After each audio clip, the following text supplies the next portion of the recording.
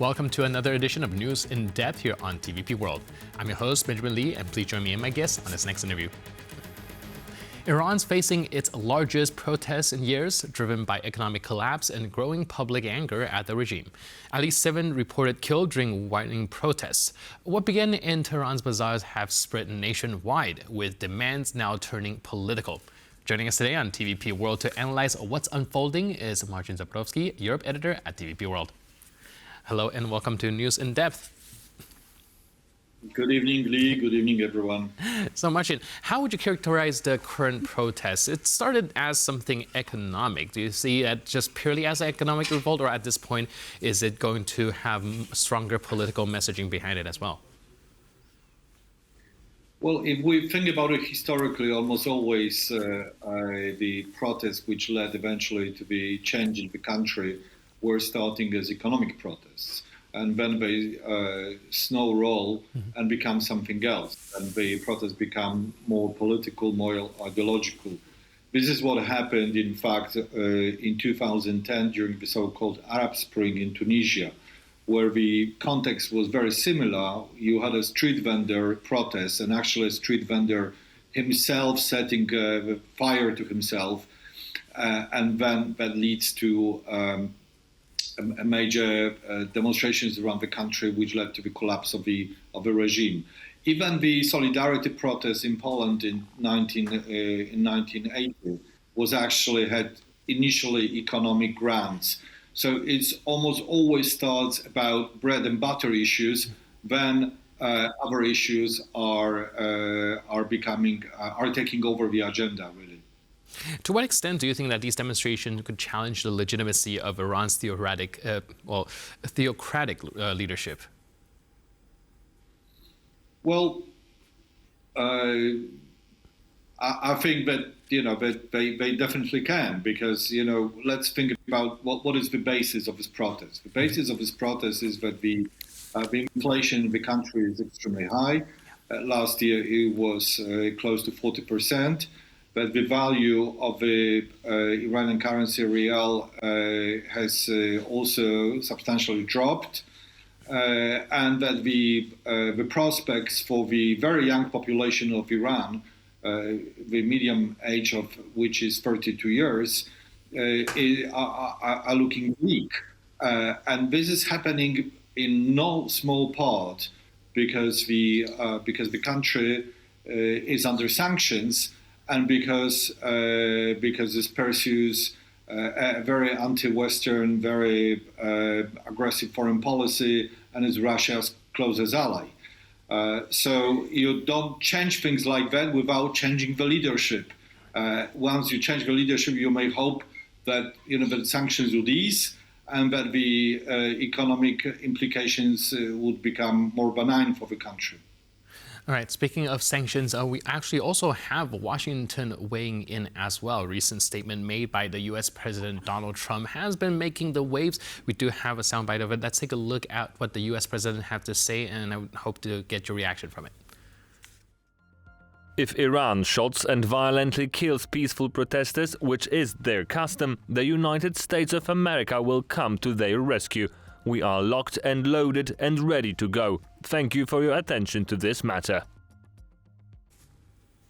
Locked and loaded, ready to go sounds like a pretty strong language here. And well, there's many dimensions to it, but first I would like to get your reaction. What do you think prompted this response, and to what level do you think Washington wants to engage with the current protests? It's extremely serious. And I have to say that, if it was another president posting something like that on social media, I would have said, wow, there's a real turnaround, a change. But because it's Donald Trump, the guy is making these things for as a part of negotiating tactics, as part of the changing narrative, as drawing attention to himself. There are many other reasons. But if Donald Trump, as the president of the United States, truly means what he wrote in this post, then the implication is going to be absolutely fundamental for the future of not just Iran, but of the Middle East. Do you think whatever he tries to do will be hindered by domestic politics? We see there's already some tensions within his own government about whether or not they want to further engage in foreign policies, especially in the Middle East as well. How do you think that kind of rhetoric fares in the United States? Donald Trump is not a big fan of the so-called regime change policies. I mean, let's be clear here about the fact that he actually likes to hang out with dictators like the leader of North Korea or President Putin, for that matter. So he seems to have a weakness for people who are not prime Democrats, to say the least.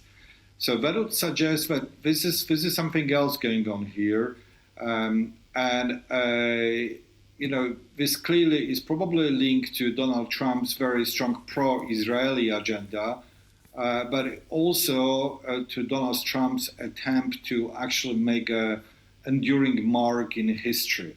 If he was the one who would bring change about in Iran, if it was happening under his leadership, we would have a complete reverse of regional alliances since 1979, since Iran led the theocratic revolution which installed the current regime.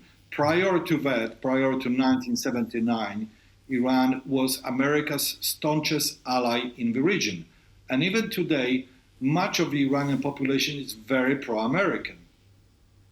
Right, it's a little bit contradicting here.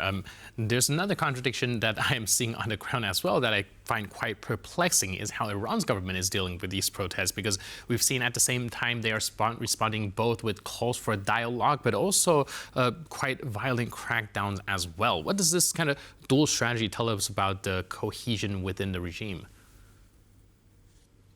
I wouldn't read too much into that. I mean, basically what the regime wants to do is for the protests to go away.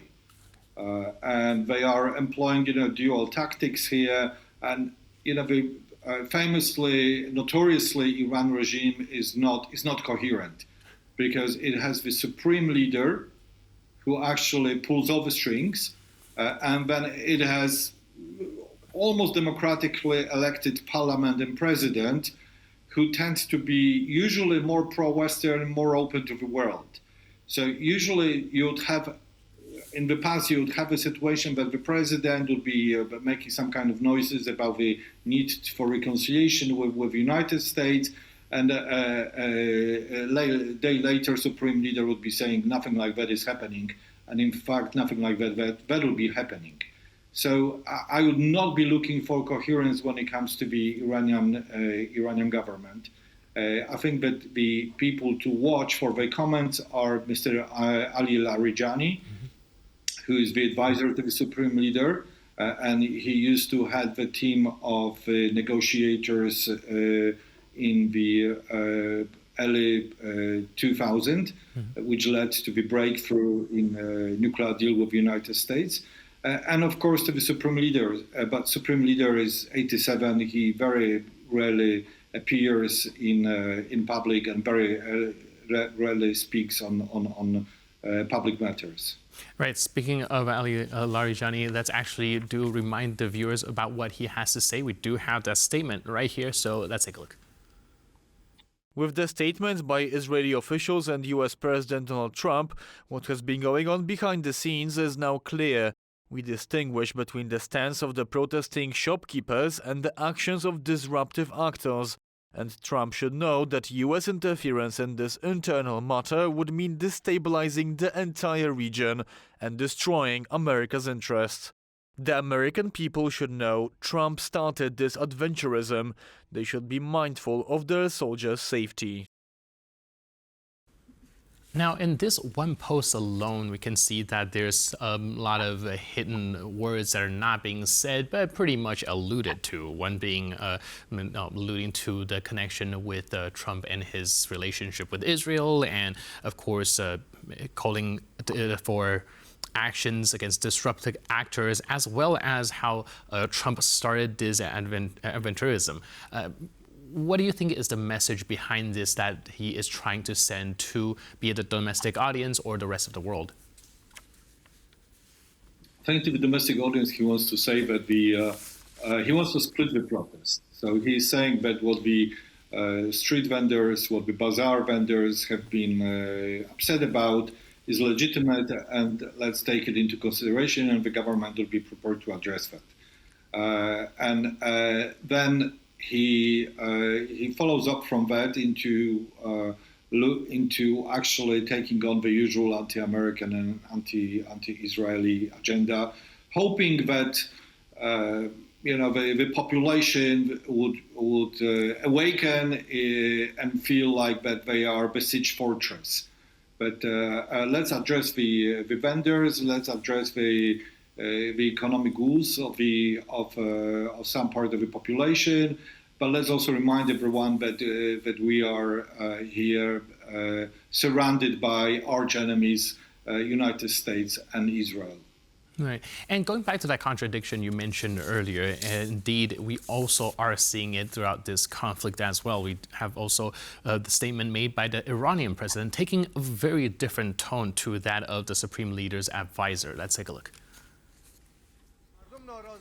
People are dissatisfied and we are at fault. You are at fault. Do not go after America as the one to blame. Do not go after, I don't know, some other person to blame. It is we who must serve and they must be satisfied with us. It is we who must properly manage our resources. It is we who must find a way and solve the problem. It is we who must make the effort and find solutions to these problems for them. Do you think this is yet just another attempt to try to make the protests go away, or do you see that there is some disagreement within the Iranian government itself? Well, even if there was a disagreement within the government itself, it's not really president who pulls the strings. It's the security services, and it's the supreme leader and the so-called Revolutionary Guard. The Revolutionary Guard is the hardened core of a theocratic regime, and they have all the instruments of coercion. So it's not for the first time that the president has been making more reform-minded and not pro-Western, but kind of open to dialogue noises. And the supreme leader has been sounding in a very, very different manner. But still, I think that the words of the president suggest that the regime is truly scared, and that the regime may be actually preparing for, there's also scared of its internal incoherence and potential instability. Right. Something I also find quite perplexing in this round of protests that deviates from the previous ones is that mostly when these type of things happen in Iran, it's a pattern where they shut off the internet, limit or restrict access to social media, kind of try to create an information bubble within the country. But this is not something that we are observing right now in this particular protest where the internet's still on, and a lot of these footage that we are playing, we were able to obtain because of people kind of pushing it online as well. Do you think that this is a sign that Iran is weakened when it comes to their control, or do you think there's any calculation behind allowing this information to spread as easily compared to previous demonstrations? Iran is a fierce and theocratic regime, but having said that, by regional standards, it has much more freedom of speech than any other countries in the region. For example, a think tank debate in Iran is a sort of a almost open one.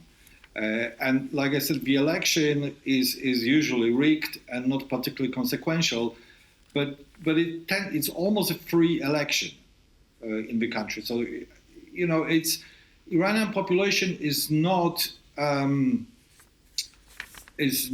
as easily maneuverable, is not as easily manipulated and coerced as a population of the populations of the neighboring Arab Gulf countries. So there is a degree of freedom in Iran that people are accustomed to. Clearly, the government has been kind of playing, games with that, taking some part of the blame on itself, but then also telling people that they should fear Israel and the United States. Well, we see whether the population will go with that. But a couple of factors which I think it's very important to mention in this context is that the population of Iran, as I mentioned before, is very young. Over 60% of people are under the age of 30. So these people are more likely to protest. These people are less opportunistic, and that is a factor that the regime has to be aware of. And I'm sure that the regime is aware of that. All right, speaking of young people, one of the demands, especially coming from this segment of the protesters, are actually calling and demanding for a return of a monarchical system. How serious would that be taken, and how serious should we be taking these calls? That factor is kind of too early to tell. But I would say that if elements within the regime itself were starting to switch allegiance and say that perhaps our government has been ineffective and perhaps the protesters we should be joining the protesters, then that's a very obvious course of action for Iran to go back to the type of a government they had before 1979. Meaning the theocracy, meaning the monarchy, kind of a modern, not constitutional, but modern pro-Western, pro-American monarchy, which, by the way, it would have absolutely major implications for the region, for the entire Middle East, but also for Russia, because let's remind everyone that Iran is Russia's closest ally, not just in the region, but probably the closest ally in the world at this point in time, with its consistent delivery of essential instrument of war, meaning Shahed drone, to Russia to allow it for the continuation of war. Right. We do have a little bit of time left, and you just brought up a very good point about Russia and Iran being very strong allies as well. So very quickly, do you think that Russia has a role to play in some of these protests, and what do you think would benefit them if they put their finger in it? I think Russia is absolutely desperate for the current regime to stay in power, because that regime disappearing, then Russia is would be losing a major ally in the region. Russia has already lost one very important ally in the region, meaning in Syria, where it invested considerable resources. It was a closest ally of Assad regime, and it led to nothing. Now, with the change in Syria, Russia lost closest ally in this part of the world. And by the way, an ally which was very close to Iran, and nowadays it isn't.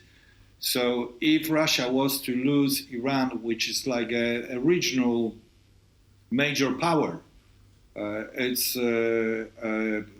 Iran with a population of 80 million people is the biggest country in the region.